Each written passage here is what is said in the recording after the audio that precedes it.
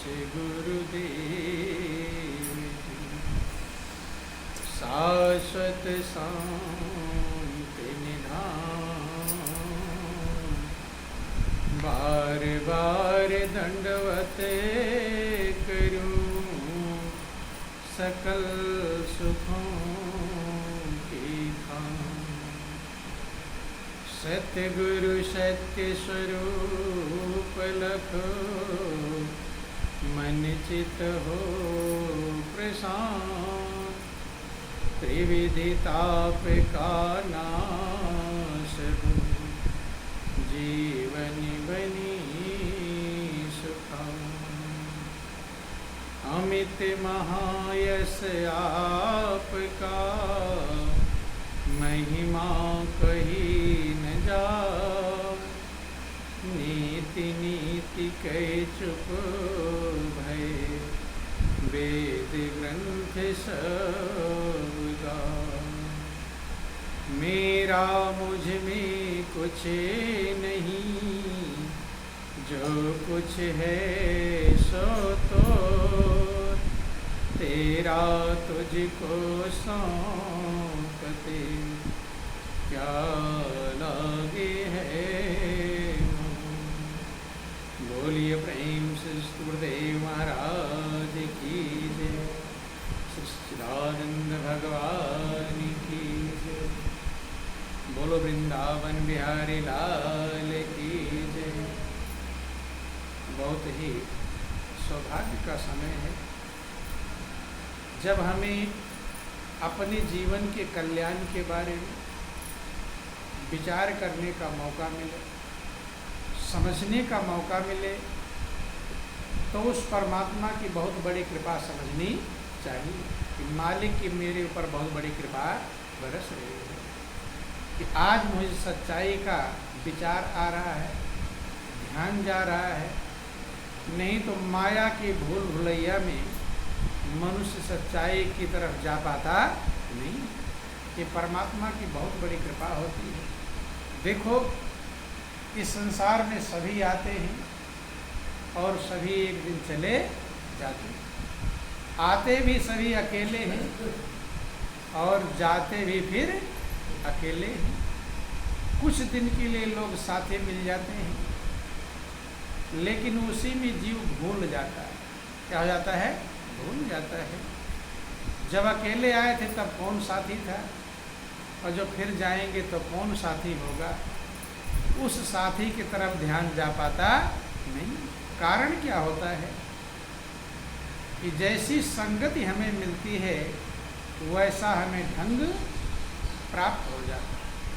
महापुरुषों ने समझाया कि संगति ही गुण उपजे और संगति ही गुण जाय। बास फांस और मीसरी एक भाव विकार। जिन जैसी संगति करी तिन तैसो फल लीन। और कदली सीप भुजंग मुख साति एक गुण तीन। संगत से गुण उत्पन्न होता है। अच्छी संगत में अगर आप पहुंचोगे तो आपके अंदर अच्छे गुण आएंगे, और बुरी संगत में जाओगे तो बुरे गुण आएंगे। जैसा संग हम करेंगे वैसा हमारा ढंग बनेगा। देखो, दूध का जब संग पानी कर लेता है, कौन कर लेता है? पानी। तो पानी किसका भाव बिकता है? दूध का भाव पानी भी, दूध में पानी मिलाते हैं ना, जब मिलाकर बेचते हैं तो जो भाव दूध का है वही भाव पानी। क्यों? क्योंकि दूध की संगत कर लिया है। पानी का भाव बिकता है, दूध के बराबर बिकने लगता है। लेकिन वही दूध अगर खटाई का संग कर ले तो क्या हो जाएगा? दूध में खटाई डाल दो फिर क्या होगा? फट जाएगा। क्या हो जाएगा? तो जैसा हम संग करते हैं वैसा ढंग बन जाता है। रामायण में लिखा गया, गगन चढ़े रज पवन प्रसंगा और कीचे ही मिले नीच जल संगा। धूल है, हवा के साथ में आकाश में चढ़ जाती है। कहाँ चली जाती है? आकाश में पहुँच जाती है। धूल के पैर नहीं है, पैर है, चल कर एक कदम नहीं जा सकती, लेकिन हवा की संगत उसे मिल जाए तो शायद उतने ऊपर तुम भी नहीं जा पाओगे। आसमान में पूरा पहुंच जाती, कितनी ऊपर पहुंच जाती है। लेकिन वही धूल अगर पानी का साथ कर ले तो कीचड़ बन जाएगा, बदबू करेगा। अर्थात जैसा संगति वैसा ढंग बन जाता है। इसीलिए आप लोग अपने बच्चों को भी कहते हो कि वो बच्चा बुरा है उसके साथ में मत जाना, कहते हैं, क्योंकि संगत से बचना आसान काम नहीं। महापुरुष कहते, काजल की कोठरी में कैसो ही सयानो जाए, एक लीक काजल की लागी है पे लागी। कालिक भरा हुआ कमरे में अब एकदम बच कर निकलो तो कहीं ना कहीं लगेगी। गाड़ी बनाने वाले होते हैं, कपड़े में लगता है उनके कालिक के, नहीं लगता, लग जाता है। इसीलिए महापुरुषों ने अच्छी संगत, संत महापुरुषों की संगत करने के लिए जोर दिया। चूंकि संत महापुरुष कुमति उतारते हैं और सुमति चढ़ाते हैं। आप लोग सुनते हैं सबके अंदर दो प्रकार की मति होती है, एक अच्छी मति, एक उल्टी मति। अच्छी मति को सुमति कहते हैं और उल्टी बुद्धि को कुमति कहते हैं। रामायण में लिखा गया कि सुमति कुमति सब के उर रही, और वेद पुराण संत यस कहाई। दोनों चीज हृदय में है, लेकिन जो काम करने लगेगा वैसे आप बन जाओगे। अब आपके अंदर से कुमति काम करने लगे तो आप उल्टे बन जाएंगे। कहते हैं उसकी मति खराब हो गई है। कहते हैं कि जहाँ सुमति तहाँ संपत्ति नाना, और जहाँ कुमति तहाँ विपत्ति निधाना। अगर आपके अंदर सुमति काम करने लगे तो आपका जीवन आनंद का भंडार बन जाएगा, शांति का स्रोत बन जाएगा। और कुमति वाला रास्ता पकड़ लो तो क्या बन जाएगा? विपत्ति का भंडार, दुख का भंडार बन जाएगा। बोलो वृंदावन बिहारी लाल की। तो कौन सा रास्ता अच्छा है, सुमति का या कुमति का? सुमति का। और सुमति कब मिलेगी?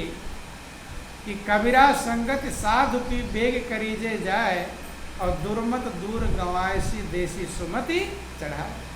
संत महापुरुषों की संगत जल्दी जाकर ग्रहण कर लो, जो तुम्हारे दुर्मति को दूर कर देंगे और सुमति चढ़ा देंगे। आप लोग आरती में गाते हैं तो संत महापुरुषों की सेवा मांगते हैं। किसकी सेवा मांगते हैं? संतों की। मांगते हैं कि नहीं? याद है? याद नहीं, याद दिला देंगे तो याद आ जाएगा। ओम जय जगदीश हरे की आरती आप सब लोग गाते हैं, गाते हैं। उसमें क्या मांगते हैं? कि विषय विकार मिटाओ, पाप हरो देवा, स्वामी पाप हरो देवा। श्रद्धा भक्ति बढ़ाओ, श्रद्धा भक्ति बढ़ाओ, संत ओम जय जगदीश है। सबको याद है, लेकिन गाने वाला याद है, करने वाला किसी बिलरे को याद। हे प्रभु मेरे विषय विकारों को मिटा दो, क्योंकि विषय विकार दुख देने वाले। पाप हरो देवा, मेरे पापों को हर लो। श्रद्धा भक्ति बढ़ा दो, मेरी श्रद्धा और प्रेम बढ़ा दो। किसमें? संतन की सेवा। किसकी सेवा में? तो गाते तो हैं, भगवान सोचते हैं कि रोज मांग रहा है संतन की सेवा, तो लाओ संतन की सेवा दे ही दूँ इसे। जब संत की सेवा मिल जाती तो भागता है दाएं बाएं इधर उधर, कटनी कटाता है नहीं। भगवान भी सोचता होगा कितना बड़ा ज्ञानी है, तो रोज मांग रहा था कि संतन की सेवा दो, संतन की सेवा दो, और जब मैंने उसकी पुकार को सुन लिया, अब कर नहीं रहा है, अब भाग रहा है, अब बच रहा है। नहीं समझ में? तो जो गाते हैं अगर आप उसे समझ लो और कर लो तो कल्याण में कोई दिक्कत नहीं। देखो संतन की सेवा का क्या फल है, समय थोड़ा है, थोड़ा गौर करना, विचार करना। आप लोग अजामिल का नाम सुने, किसका नाम सुने हैं? अजामिल बहुत पापी था, अपराधी, लेकिन अजामिल का भक्त में नाम आता है। किसमें नाम आता है? भक्त में। देख ऐसे अपराधी भी भक्त बन जाते हैं। कब? जब संतन की सेवा मिल जाती है। क्या मिल जाती है? संतन की सेवा। छोटा सा प्रसंग है। अजामिल लूट मार करने वाला, ध्यान देना, यद्यपि वो ब्राह्मण कान्यकुब्ज ब्राह्मण परिवार में पैदा हुआ था,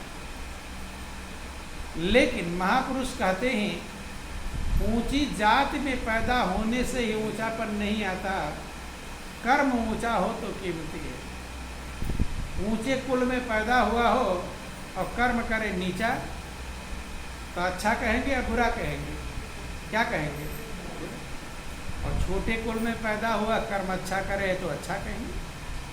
महापुरुष कहते हैं ऊंचे कुल क्या जन्मिया, जो करनी ऊंच न होए, और सोने कलश सुरे भरिया साधु निंदा सो।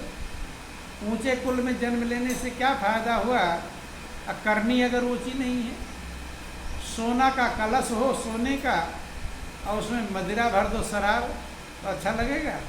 हैं? उसका भी बेकार हो जाएगा। तो ऊंचे कुल की कीमत नहीं है, कीमत है कर्म की। ऊंचे कुल में पैदा हुआ था, ब्राह्मण कुल में पैदा हुआ था, कान्यकुब्ज ब्राह्मण, लेकिन संगत उसे ऐसी मिल गई, वेश्या का संग मिल गया। किसका संग मिल गया? वेश्या का। तो संगत मिल गई तो बुरे कर्म में लग गया, बुरे कर्म में लग गया। फिर वेश्या को अपने घर ले आया। कहाँ ले आया? घर पर विवाह कर लिया। जब घर ले आया तो धन जितना था धीरे धीरे खत्म हो गया। खत्म हो गया, अब क्या करें?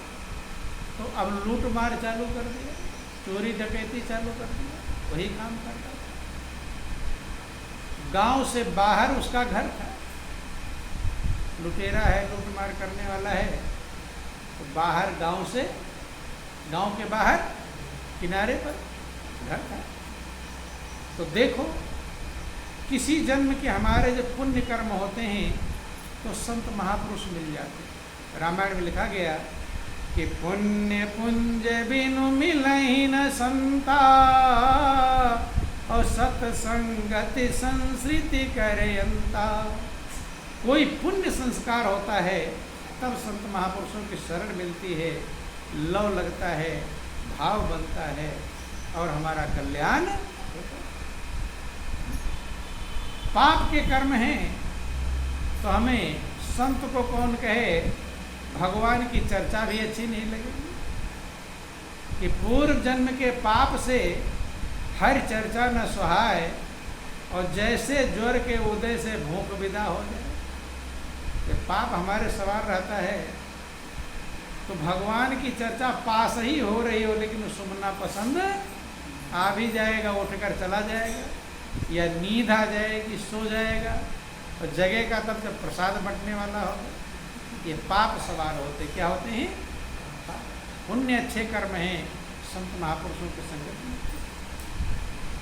तो किसी जन्म का उसका पुण्य जाग गया था। संत महात्माओं की टोली, 2-4 साधु महात्मा जा रहे थे उसी गांव से। शाम होने का समय आ गया तो संत महात्मा ने सोचा अब अगला गांव पता नहीं कितना दूर होगा, अब इसी गांव में रुक जाते हैं। तो ऐसे रास्ते में 2-4 लोग बैठे थे, तो उन्होंने पूछा भाई हम गांव में रुकना चाहते हैं, कोई भक्त परिवार हो श्रद्धा वाला तो बताओ, हम उसी के घर रुक जाएं। तो सभी प्रकार के लोग गांव में होते हैं, अब मजाक बनाने वाले ज़्यादा होते हैं, दूसरों का मजाक बनाते हैं लोग, नहीं बनाते। याद रख लेना, जो दूसरे का मजाक बनाता है उसका मजाक खुद बन जाता है, याद रख लेना। इसलिए कभी दूसरे के को देखकर, दूसरे के अवगुण को देखकर हंसना नहीं चाहिए। अपने देखो कि बुरा जो देखन में चला और बुरा न मिलिया कोई, और जो दिल खो जाए अपना मुझसे बुरा न कोई। दूसरे की एकाध बुराई आप जानते होगे और अपनी पूरी की पूरी जानते, ज़्यादा किसका होगा? अपना ही ज़्यादा होगा। लेकिन दूसरे की कमियों पर हंसते हैं और अपनी दिखाई नहीं पड़ती है। महापुरुष कहते हैं कि दोष पराया देख कर और चले हसंत हसंत, और अपनी याद नया वही जाको आद नयन। दूसरे का एक कमी देख हंसते हैं, दूसरों से कहते हैं, मजाक बनाते हैं। तो गांव के लोग थोड़ा ज़्यादा ही मजाकिया टाइप के होते हैं, उसका हंसेंगे, उसका हंसेंगे, उसका हंसेंगे, और कभी अपने ऊपर आप हंसा जाएंगे तो रोना चालू कर देंगे। नहीं होता, दूसरे का हंसते रहते हैं, अपने ऊपर भी आफत आ जाती है। क्योंकि परमात्मा सब पर नज़र रखता है। तुम क्या कर रहे हो कि राम झरोखे बैठ के सबका मुजरा ले, और जैसी जाकी चा करी तैसा ताको दे। तो गांव के लोग बैठे थे मजाकिया वाले। संत महात्मा ने कहा भाई कोई श्रद्धा वाला परिवार हो तो हम उसके यहाँ ठहर जाएं, रुक जाएं, शाम हो रहा है। तो मजाकिया लोग, तो लोगों ने कहा कि महाराज ये बहुत ही श्रद्धा वाला परिवार है, साधु संत जो भी आते हैं उन्हीं के यहाँ ठहरते हैं, श्रद्धा भक्त बहुत है। बदलाव, उन्होंने पूछा किधर घर है? तो चले जाओ गांव को पार करके एकदम लास्ट में जो घर है वही वाला घर है, संत सेवा वाला था। किसका घर बता दिया? अजामिल का। किसका घर बता दिया? अजामिल का। ध्यान देना, लेकिन याद रख लेना कि हीरा जहां जाएगा वो हीरा ही का काम करेगा। अब संत महात्मा तो सीधे साधे बता दिया कि गांव पार करके एक पेड़ है पीपल का, उसको उसके आगे जाएंगे तो एक घर मिलेगा, वही है भक्त का परिवार। बहुत बड़े भक्त हैं, जो भी संत महात्मा आते हैं उन्हीं के घर ठहरते, वो सेवा बहुत करते हैं। और वो कौन थे? अजामिल लुटेरे थे, बदमाश थे, डाकू थे। अब संत महात्मा चले, शाम हो गया, आवाज लगाया, भक्त अजामिल, भक्त अजामिल, आवाज लगा रहे हैं। कौन लगा रहे हैं? भक्त। वो तो जान रहे हैं भक्त ही। तो महापुरुष कहते, संत महापुरुषों की जो बाणी होती है ना, वो सत्य ही हो जाती है। जब उन्होंने कहा भक्त अजामिल, तो सही में वो भक्त ही बन गया। भक्त अजामिल आवाज लगा रहे हैं, तो उसकी जो पत्नी थी वो सोची कि आज कौन है जो मेरा पति इतना उल्टा खूंखार है, और उसे भक्त कौन कह रहा है। जब ऊपर से झांका तो देखा 2-4 साधु महात्मा। अजामिल थे नहीं, कहीं लूट मार करने गए थे, काम ही उनका वही था, जिसका काम होगा उसी में जाता है। पत्नी थी,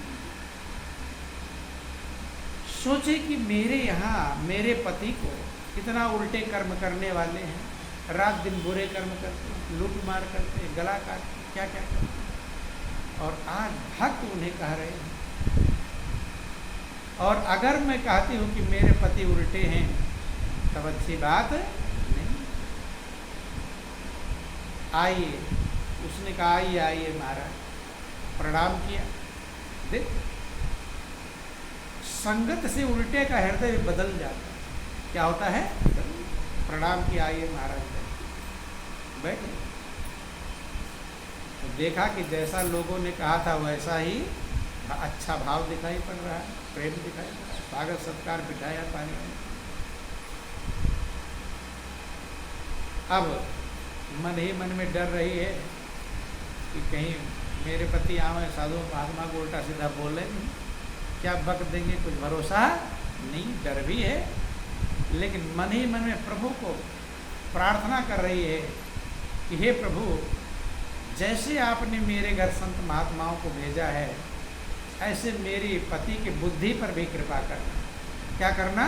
उनकी बुद्धि भी सही रखना। आगे साधु महात्मा उसने बहुत प्रेम भाव से कहा, महाराज क्या भोजन बनाओ।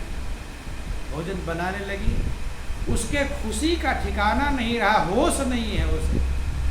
क्या नहीं है? होश। जब ज़्यादा खुशी होती है तब होश गायब हो जाता है, और ज़्यादा दुख होता है तो भी होश। इतनी खुशी है, कभी इधर जा रही, कभी उधर जा रही, क्या क्या कर डालूं, क्या क्या बना डालूं। खुशी के मारे बना रही भोजन। और साधु महात्मा अपना भजन कीर्तन शुरू कर दिए। क्या शुरू कर दिए? प्रभु का भजन कीर्तन चालू कर दिए। चालू कर दिए, गाने बजाने लगे, भजन कीर्तन हो रहा, उधर भोजन बन रहा। रात हो गया, थोड़ा अकेली है, अब कई लोगों का भोजन बनाना थोड़ा टाइम हो गया। उसका पति लूट मार करके आया अजामिल, और देख रहा भजन कीर्तन की आवाज़ कहाँ से आ रही है। क्या भजन कीर्तन कहाँ हो रहा है? अब आवाज़ और नज़दीक पहुँचा तो लगा मेरे ही घर पर है। तो घर के दरवाजे से नहीं आया, क्योंकि लूट मार चोरी वाला सामान लाया था। देखा मेरे घर पर भजन कीर्तन, वो भी बड़ा आश्चर्यचकित हुआ। ये कौन सा प्रोग्राम रख दिया गया मेरे घर पर? ना कोई प्रोग्राम था, ना कुछ भी था। है साधु है, कौन सा लंगर चलने लगा, भंडारा चालू हो। तो सामान जो माल लाया था चोरी का, घर के पिछवाड़े ले जाकर रख दिया। अब आया वहाँ से। तो महापुरुष कहते हैं कि जैसे आप जाते रहते हो, कहीं मंदिर पड़ गया प्रणाम कर लेते, कहीं कुछ भी आ गया प्रणाम। ऐसे ही सोचा कि संत महात्मा हमारे यहाँ भजन कीर्तन कर रहे हैं। अब पत्नी देख रही, वहीं से इशारा कर रही है दूर से कि ये तो उल्टा सीधा है, उल्टा सीधा कुछ बोल ना दे। उसने ऐसे इशारा किया, हाथ जोड़कर प्रणाम करो। वो पीछे ही था, इधर भजन कीर्तन हो रहा। आया, प्रणाम करता है। जब प्रणाम किया तो संत महात्माओं ने आशीर्वाद दिया कि जैसा सुना था भगत जी वैसे ही भगत जी हैं, बड़े श्रद्धा से प्रणाम कर रहे हैं। नहीं सुन प्रणाम, आशीर्वाद दिया कि धन्य हो। अब जब भजन कीर्तन शुरू हो गया, फिर सत्संग चालू हुआ, और बैठ गया।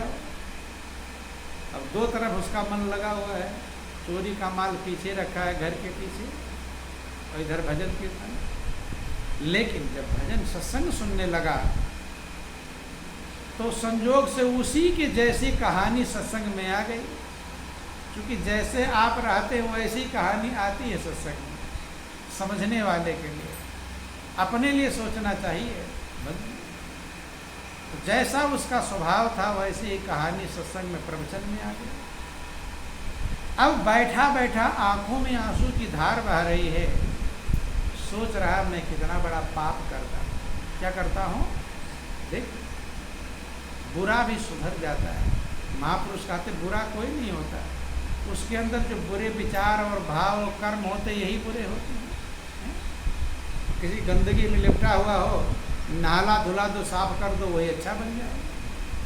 इसीलिए महापुरुष कहते पाप से घृणा करो, लेकिन पापी से घृणा मत करो, वो भी एक दिन सही बन जाएगा।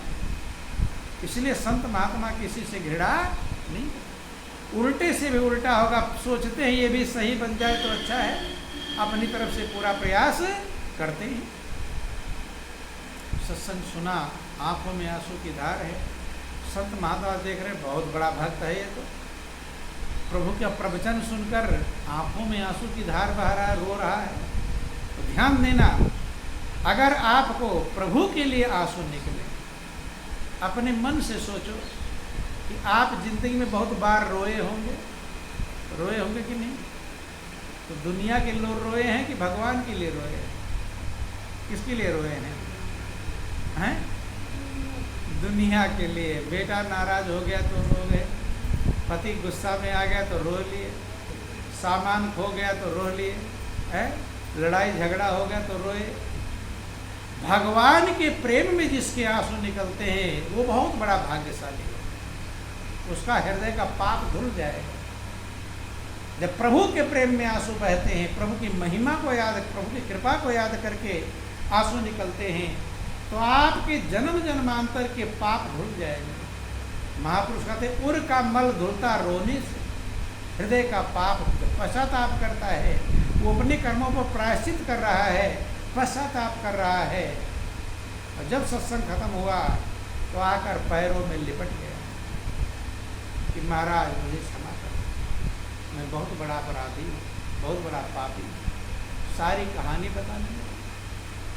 संत महात्मा सोच रहे लोगों ने तो कहा था बहुत बड़ा भक्त है, लेकिन कहते हैं कैसा भी अपराधी हो अगर प्रभु के चरणों में आ जाए।